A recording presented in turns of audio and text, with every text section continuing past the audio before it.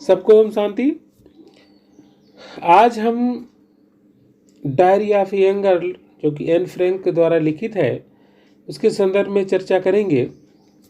और यह है एक 15 साल की लड़की की डायरी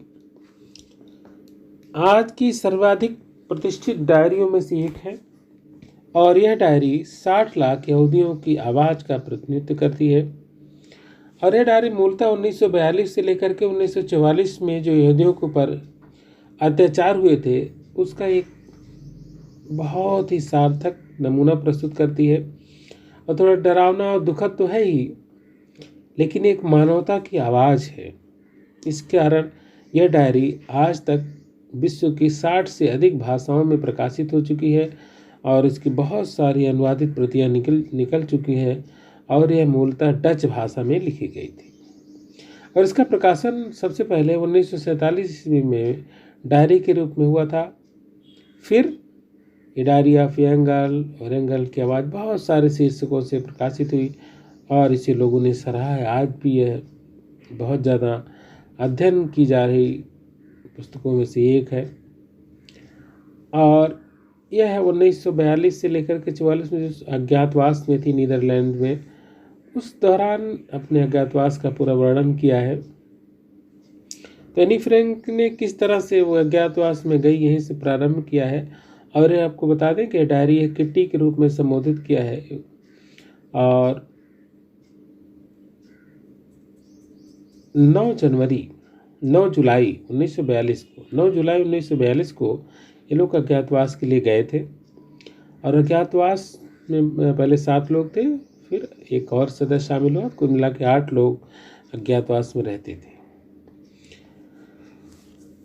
तो किट्टी के रूप में इसने संबोधन किया। और जब ये जाने लगे 9 जुलाई को, तो अपनी एक बिल्ली जो उसका नाम मूर्चे था उसको अपने आवास पर छोड़ दिया क्योंकि उसे ले जाना उसके लिए संभव नहीं था। फिर गुरुवार 9 जुलाई 1942 को अज्ञातवास में चले गए। और जब ये लोग जा रहे थे सुबह तो देखने वाले अफसोस कर रहे थे कि वह कोई इनको वाहन उपलब्ध नहीं करा सकते थे। क्योंकि पीला सितारा इनके यहूदी होने की कहानी कह रहा था और उसके कारण वहाँ के लोग इनकी मदद नहीं कर सकते थे। तो पहले ये लोग 16 जुलाई को जाना चाह रहे थे, लेकिन इनकी बहन मार्गोट के लिए बुलावा आ गया। और बुलावा आने का मतलब था कि बहुत बुरी मौत। तो इसलिए ये लोग पहले 9 जुलाई को अज्ञातवास में चले गए। और इनका जो अज्ञातवास था यह इनके पिताजी के ऑफिस की एक इमारत थी। और एनी फ्रैंक ने उस इमारत का भी बहुत अच्छा वर्णन किया। आपको देखा हाल लगता है ऐसा। तो उस इमारत में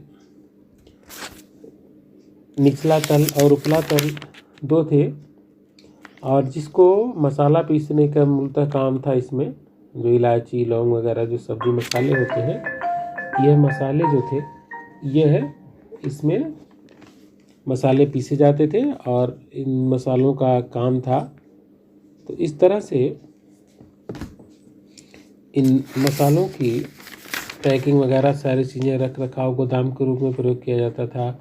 और ऊपर में एक दरवाज़ा था और उस दरवाजे से ही इस तरह से कमरे थे कि बाहर से कोई जान नहीं सकता था कि इसमें और लोग अंदर रह रहे हैं।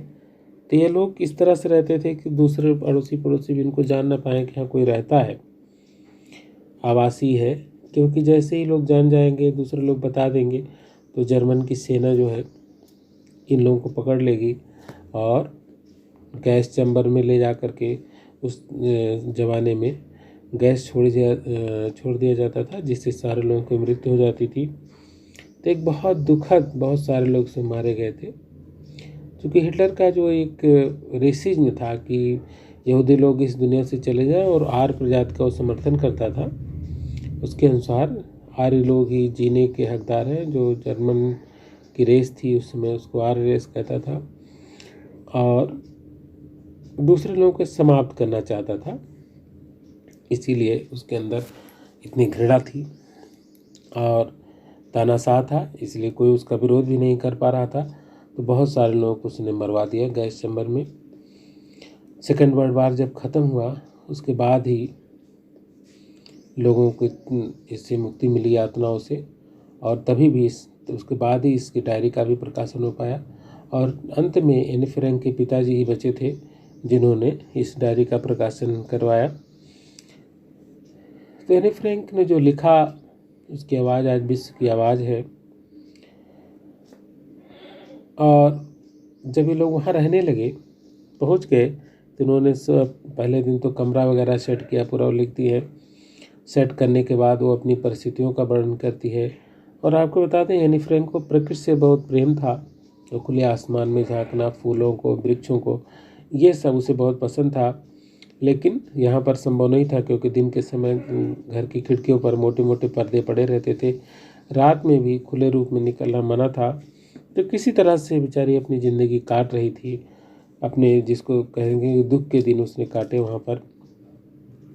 और अंत में इसका भी जब बुलावा आया, ये लोग पकड़े गए, तो इसे भी गैस चैम्बर के लिए ले जाया गया था।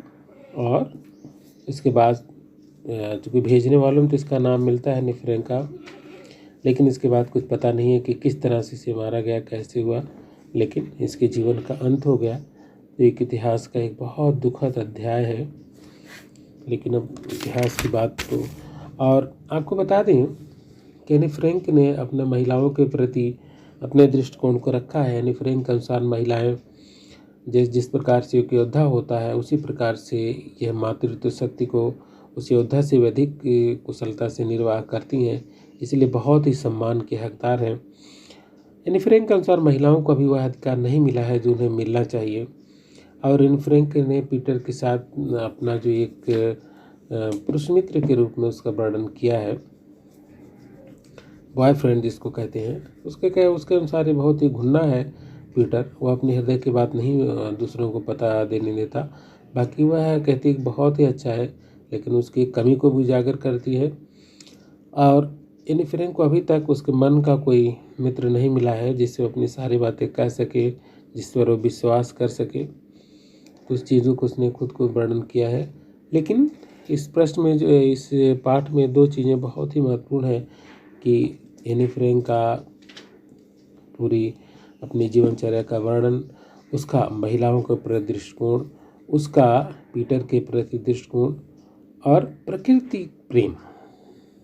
तो कई बार प्रश्न आए हैं कि एनी फ्रैंक ने किस तरह से अपने प्रकृति प्रेम का वर्णन किया है, उसका वर्णन अपने शब्दों में करें। दूसरा है कि एनी फ्रैंक का महिलाओं के प्रति जो दृष्टिकोण है उसको दें कि एनी फ्रैंक किस तरह से चाहती हैं कि महिलाओं को और अधिक सम्मान और जो उनका हक है वो प्राप्त हो, और जो मातृत्व का अनिवार्य बंधन है वह भी उनके ऊपर से समाप्त किया जाए।